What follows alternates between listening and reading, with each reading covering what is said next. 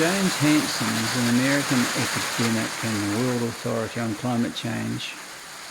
He came to New Zealand a long time ago, May 2011, and I went to his talk at Auckland University along with countless other people, probably thousands. All these people packing this lecture theatre to see him. Anyway, this guy who, some people refer to as the grandfather of climate change, he warned the US government in the 70s about the dangers of global warming. And, ever since, he's been a proponent of public education on the topic. So here we are, 13 years later, 2024, and what really has been done about climate change? What can we see? Yes, you could argue that there's all sorts of initiatives and pledges by various governments and what have you, but I mean, at the time, back in 2011 when I saw James Hansen, given the gravity of the situation that he portrayed and the obvious huge interest, particularly from all these young people that were there, I thought, well, there's going to be a big change, a significant change in government policy here, and everywhere else to try and slow down this global warming thing and ideally stop the momentum that's building. And this is a planetary scale force. It's going to need a lot of effort.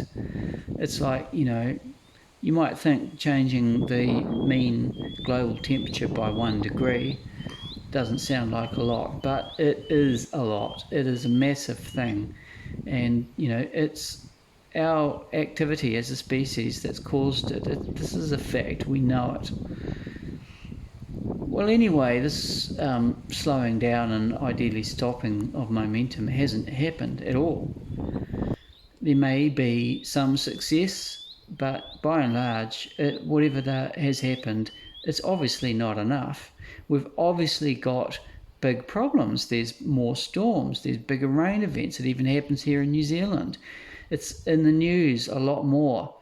I mean, even back in 2011, although there was an interest in this lecture from James Hansen, it didn't seem like it was at the forefront of people's minds like it is today. I mean, every other week there's another huge statistic. On the radio today, it was announced that the Australian government think that this summer is going to be a record hot summer because of high sea temperatures. And, anyone who knows anything about physics, and I don't need to tell you this, but the higher the temperature of a given body of air, the more ability it has to hold moisture. So the warmer the atmosphere gets, the more water is going to be in it. So when it rains, it's going to be harder. And it's causing all these problems, which we all know about. Anyway, getting back to my story, a few years before this event in 2011, when I saw James Hansen, I purchased 12 hectares of kind of scrappy land. It was relatively cheap, but I liked it. It had rocks, it had features, it had pockets of bush, open grassland, and it's got a big pond at the top, just one pond. It's about an hour south of Auckland City. And I began this journey that I'm still on today. Although at the time I didn't realise it, I was really healing the land, kind of unknowingly. I was returning it to a state of biodiversity and natural beauty. I mean, when I bought it, the previous owner had stock, Black Angus cattle, that he let wander everywhere. They caused a lot of erosion. He let them wander through wetlands, and I got 2 wetlands on the property, which I also liked. Anyway, I soon realised the stock were no good for the land, so I ditched the whole stock thing. So here's what I did. I planted thousands of trees. I built more ponds. I had chickens, which I raised on the property. I bought an incubator. And then I had ducks. I got into bees. I put beehives in and joined a bee club and learned all about bees because obviously they're good for biodiversity. I created swale systems. I spent untold thousands of dollars on earthworks for these swale systems, and I built hugelkultur mounds, built a food forest.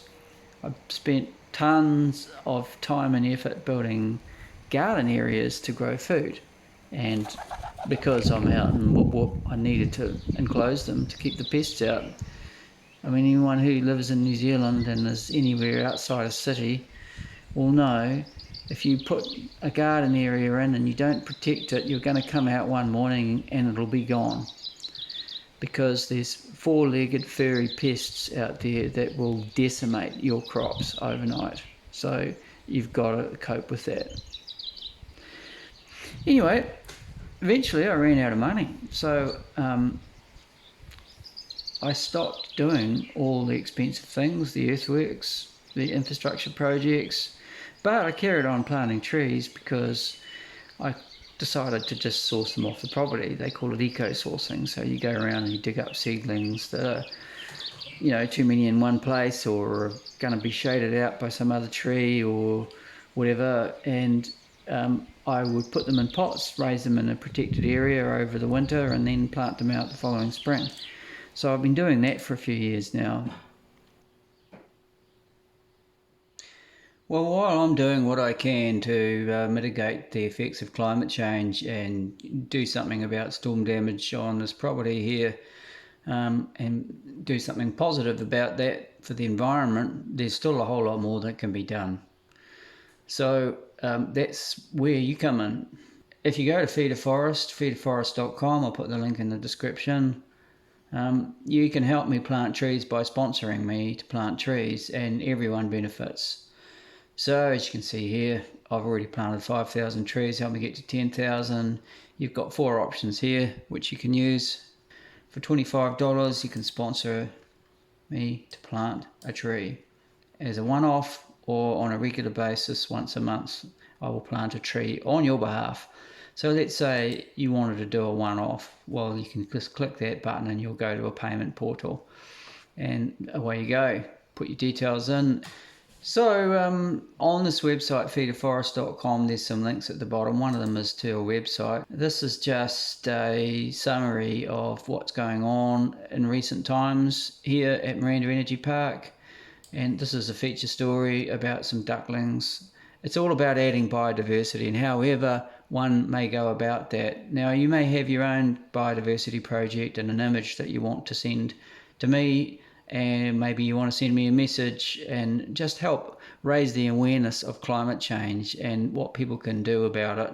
So to do that, hit the contact button in this website and enter an email address, and that will just basically confirm that you're a real person. Go to your email client, get the code. In my case, I'm just behaving as if I'm sponsoring myself here. The verification code, just take a copy of that and put it in. That will enable you to visit the contact page on the website, so then you can just send me a message.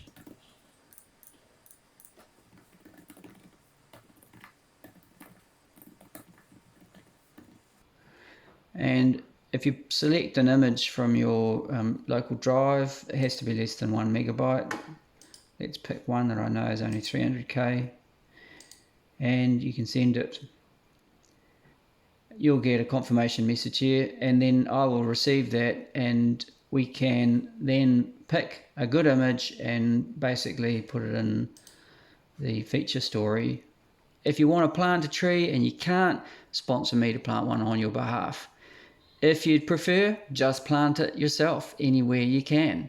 In this past 15 years, I've created a truly biodiverse, healthy landscape that's rich in bird life.